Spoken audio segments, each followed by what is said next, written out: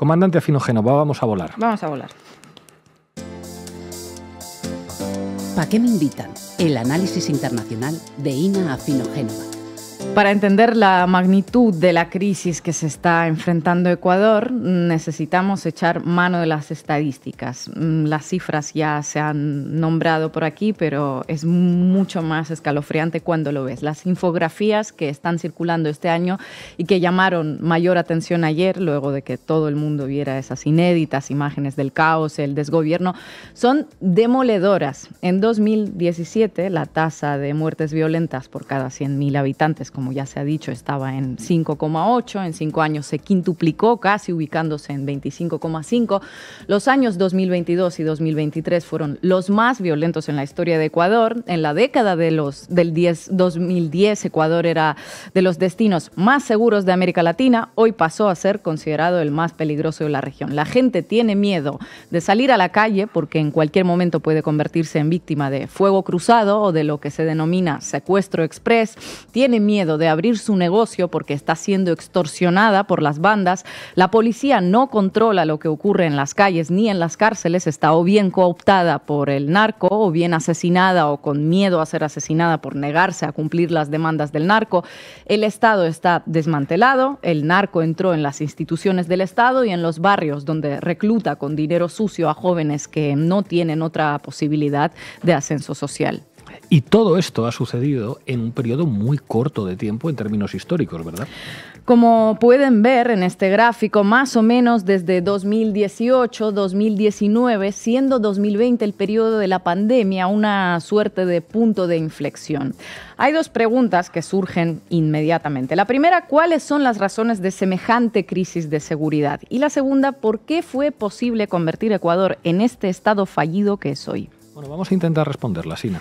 Primero, lo que hay que tener claro es que en este tiempo que vimos en el gráfico, el país básicamente se convirtió en la principal autopista de la cocaína de América Latina. Si en el año 2015 las autoridades incautaron unas 63 toneladas de cocaína, en 2021 fueron 210 toneladas, según datos recopilados por Inside Crime. La coca se cultiva en Colombia, Bolivia y Perú y luego se distribuye por todo el mundo a través de varios centros logísticos. Uno de ellos es México, otro es Paraguay, otro Venezuela, pero el Ecuador resulta más atractivo. ¿Por qué?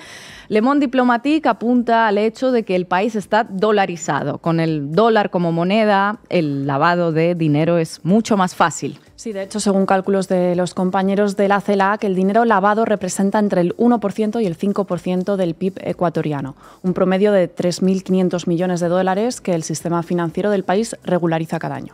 El caso es que si aumenta la fama del Ecuador como nudo de distribución de la droga y el lavado de dinero, aumenta el surtido de grupos criminales nacionales e internacionales que subcontratan a grupos locales para controlar el negocio. En los últimos años, las bandas no solo han crecido como zetas, sino que también formalizaron alianzas internacionales. Los pandilleros veteranos, como los choneros, se aliaron con el cártel de Sinaloa para garantizar el flujo de droga hacia México y Estados Unidos. Los tiguerones y los lobos, a su vez, colaboran con el cártel Jalisco Nueva Generación. Estamos hablando de decenas de miles de hombres armados. El año 2020, como dije, fue un punto de inflexión. La pandemia hizo estragos en el país, las oportunidades económicas se redujeron y el crimen organizado aprovechó estos momentos para entrar por la puerta grande. A los choneros, los tiguerones, los lobos y sus satélites internacionales se sumaron los narcos albaneses. Efectivamente, porque ¿cuál es uno de los principales mercados de cocaína del mundo? Sí, Europa. Por eso la mafia albanesa, que tiraba de intermediarios locales o regionales en sus negocios en Ecuador, decide gestionarlo todo por su cuenta y sin intermediarios. Efectivamente, a partir de ahí la situación que ya de por sí estaba deteriorada se le fue de las manos al Ecuador, al Estado completamente. Aquí llegamos al quid de la cuestión. La respuesta a la segunda pregunta, ¿cómo fue posible semejante deterioro y por qué se permitió esa entrada triunfal de la delincuencia organizada en el país? La respuesta se podría resumir en pocas palabras: el desmantelamiento del Estado. Los choneros, los lobos, los tiguerones, los albaneses empezaron entrando allá donde el Estado era inexistente. Se apoderaron de esos territorios, cooptaron a su gente que estaba abandonada, muchos de ellos jóvenes de barrios populares, y continuaron con la expansión, llevando el país a ese estado de guerra en el que se encuentra a día de hoy. Ese abandono estatal es el resultado más visible y más inmediato de las políticas neoliberales que tanto promueven en América Latina en estos días. El Estado chico, dicen. Bueno, es ahí donde te lleva el Estado chico. En Ecuador lo empezó a achicar Lenín Moreno a partir de 2017. Empezó el mandato suprimiendo el Ministerio de Justicia, el del Interior, la Coordinación de Seguridad, el Consejo Nacional de Control de Sustancias Estupefacientes. Todas esas instituciones se fusionaron en un superministerio, como los llaman ahora, del Interior.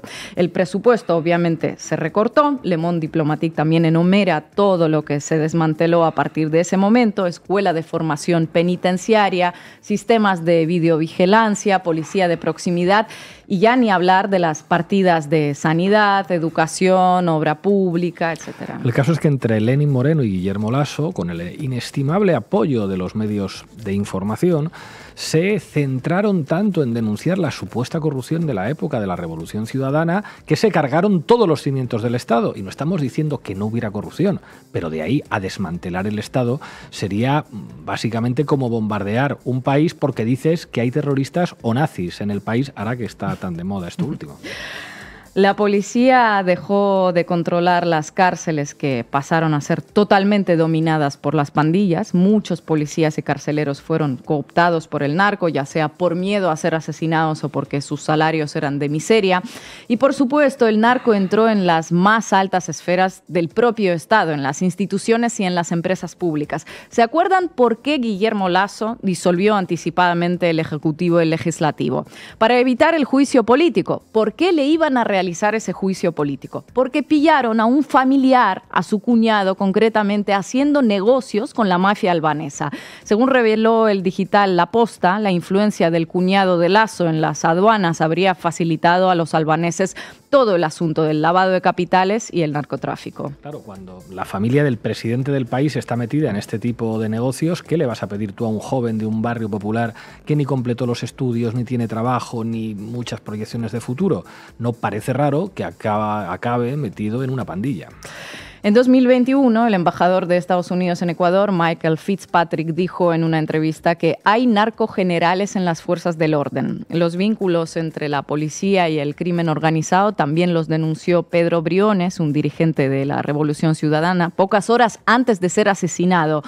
Los criminales parecen haber ordenado varios homicidios directamente desde la cárcel. En un año, desde agosto de 2022 hasta agosto de 2023, fueron asesinados 8 políticos.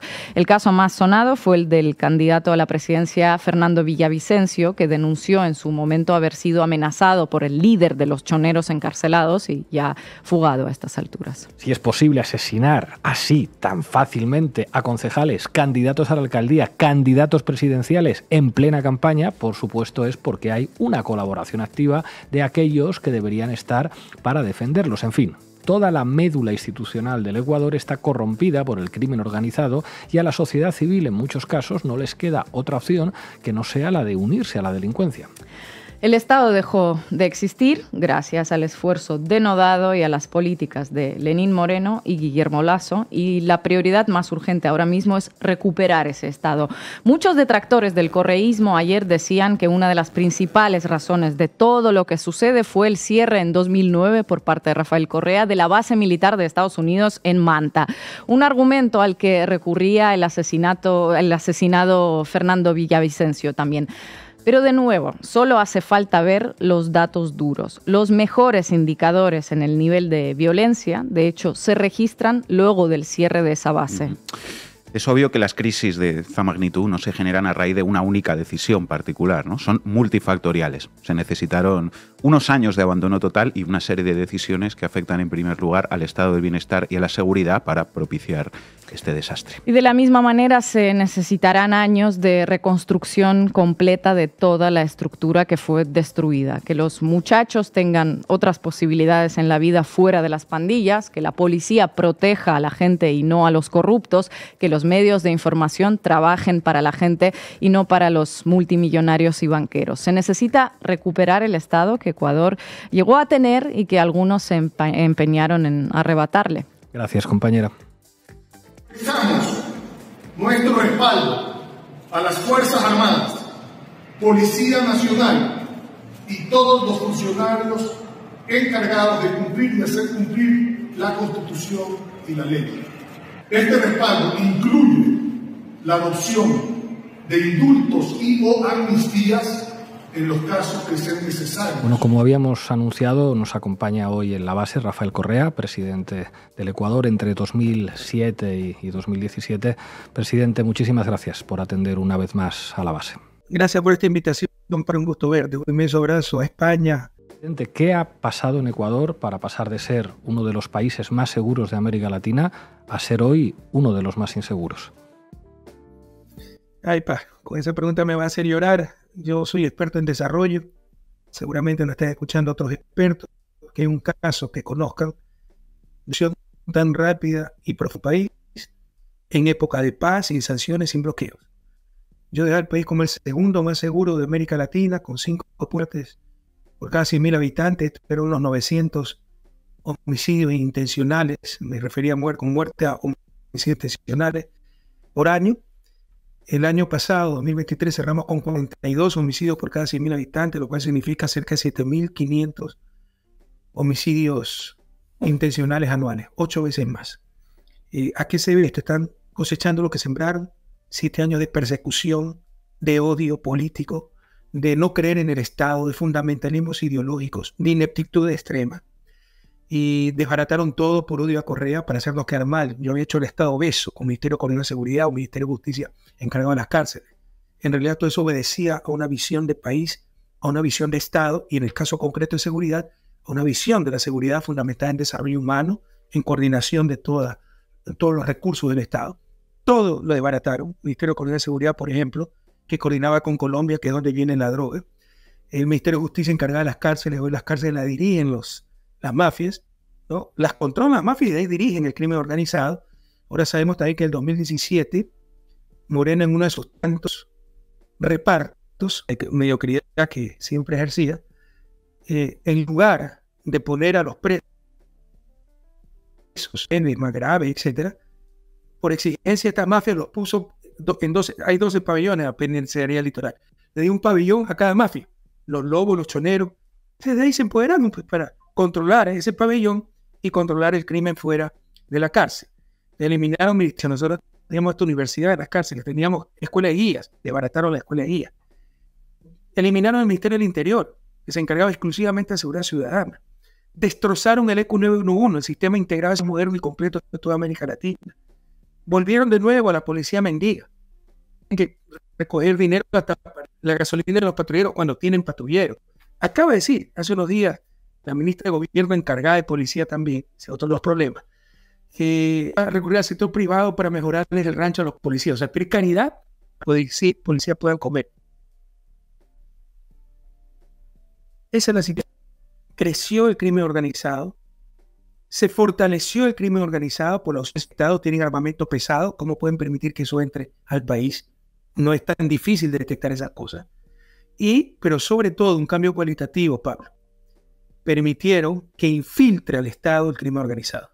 Y hoy las Fuerzas Armadas, la Policía Nacional, el sistema de justicia, el sistema de rehabilitación social, el gobierno, sobre todo el gobierno anterior, están infiltrados por el crimen organizado, lo cual hace mucho más difícil combatirlo, porque si se hace una operación, le pasan la información y pueden huir, porque organizan con miembros corruptos de la policía las operaciones y saben cómo hacerlo porque tienen información privilegiada.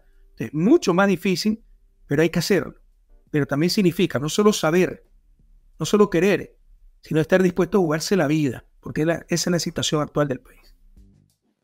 Presidente Correa, Sabemos que tiene muchos compromisos hoy. Muchísimas gracias por atender una vez más a La Base. Hasta pronto. Muchas gracias a ustedes. Qué gusto verlo, Abraham, en la batalla, ¿no? Un abrazo a ti, a Ina, a todo el equipo de La Base, ¿no? Y felicitaciones por el trabajo que hace. Hoy nos acompaña Abraham Verduga, es profesor, es periodista. Abraham, muchísimas gracias por atender a La Base. ¿Qué tal, Pablo, Ina, compañeros? Un placer. Una pregunta para ti. Sí, Abraham, una pregunta rápida.